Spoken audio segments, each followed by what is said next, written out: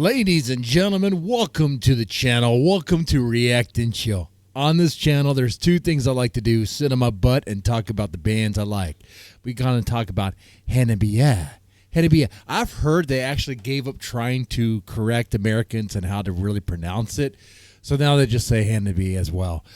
Correct me if I'm wrong there, but I believe that's what I heard from other people who've been seeing them lately in their live shows.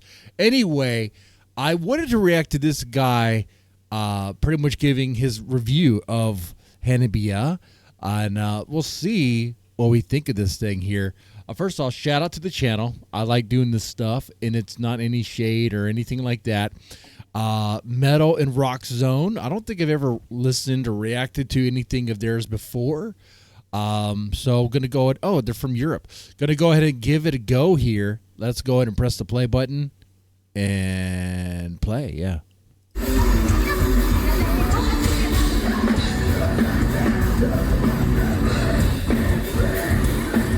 Last summer, I saw Hanabie deliver a show that did nothing to impress me. To their defense, they had some technical issues and a very bad daytime slot, and it somehow never took off.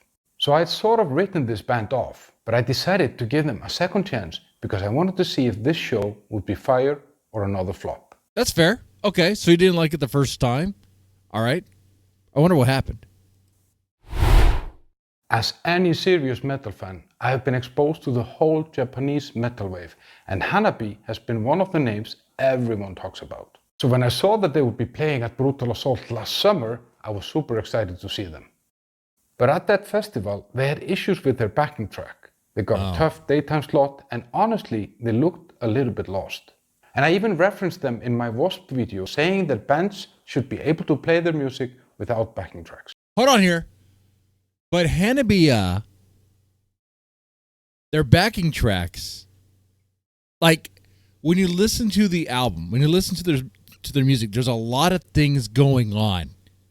They only have one guitar player, okay? You can't just magically produce other guitar players. And there's all sorts of different effects, like ear candy, techno kind of stuff going on there, and that's kind of fun, very fun. They don't have a keyboardist. You know, they don't have a DJ that could throw that stuff in there. So, yeah. So they use backing tracks, but they don't use backing tracks because they can't play their instruments. But they use it because it's kind of part of the songs there. And I get it. There's people like, well, like, can you play the song without it? Yeah, I mean, technically, I guess they could, but it would be the bare bone version of the song, and it probably wouldn't sound like anything like it, you know? But deep diving into that would be a whole other topic altogether. It just is what it is there with Hanabie. You got a 4-piece unit there. You know, the singer can sing, the guitarist can play guitar, the bass can definitely play bass, the drummer, you know, of course, can play the drums. That's not the question there. They could play the stuff. It's just there's layers of additional things thrown in there that just kind of make the cake that is their music. And when that is off, it throws everything off, unfortunately. And it's crazy. I saw this band Hanabie, the Japanese band. They couldn't play because their backing track didn't start. Imagine being on stage with all your instruments and you can't play your music because a tape recorder doesn't work. But the tape recorder has like maybe different effects, different layers going on. I already explained all that. Okay, anyway, well, moving on. But when this tour was announced, I thought, fine, one more shot. All right, give it another shot. And I'm really glad that I did, because this show gave me a totally new perspective, especially around the backing tracks, the crowd that they attract, and the overall detail around this band. From the first riff, the place goes crazy. Yeah.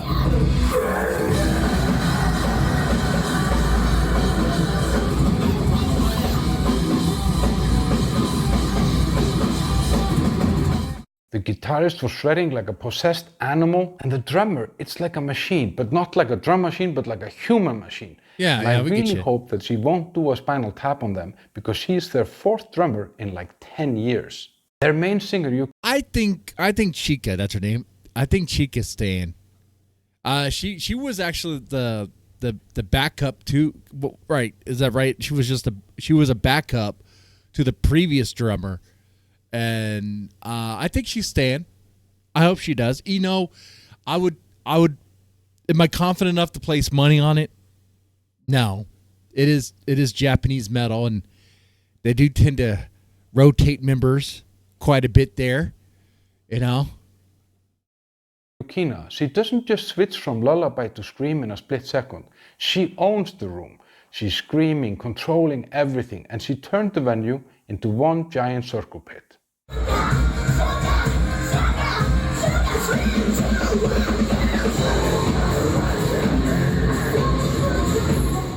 Man, look at that crowd too. Man, I gotta tell you this. I don't know if he's bringing it up, but this Hanabie was the funnest band I had seen in quite some time. A couple years ago, I think last year, a year before that, I've seen a number of Japanese bands that have come this way. Nimefila, Baby Metal, and Hanabie. Eventually, I did see Love Bites. And I gotta say, even though I'm a huge Love Bites fan, and that seeing them live for the first time was like a very impactful and awesome experience. The funnest experience? Oh, yeah, that's also Gotrek Spin. But the funnest experience was Hanabie. Hands down. 100%. The show was 90 minutes long with 0 dead moments. You could almost not catch your breath. It was pure chaos, no mercy, and the sound, it hit like a wall.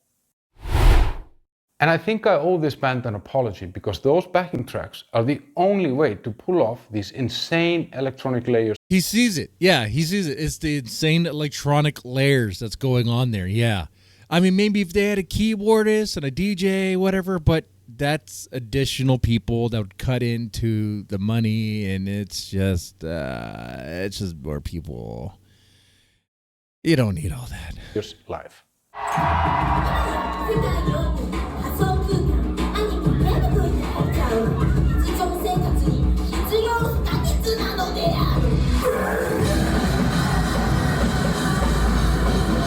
So in this case, it's not cheating, it's enhancing. Yes, yes. And another thing that I noticed about He sees it, guys. He sees it. It's enhancing. their show is that on the surface, the whole thing looks like a chaotic circus.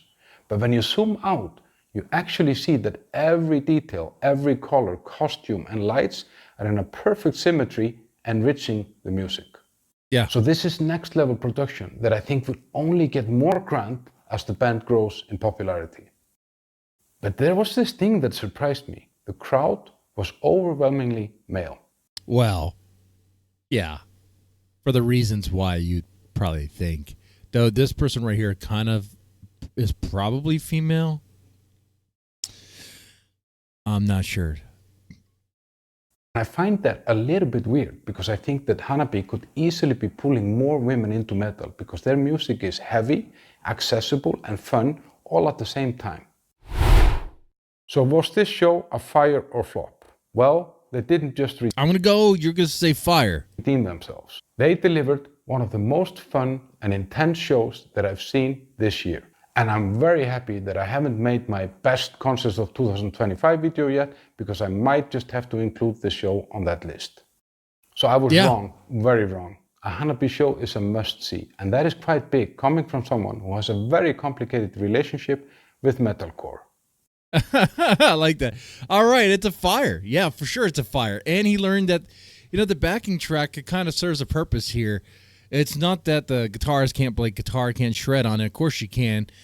It's you need all those electronic effects there because there's a lot of stuff going on in those songs. There's different layers, a lot of layers. And I can't just produce that on the fly.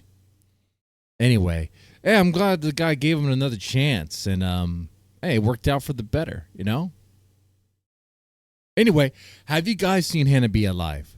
And what do you think of him? Funnest concert?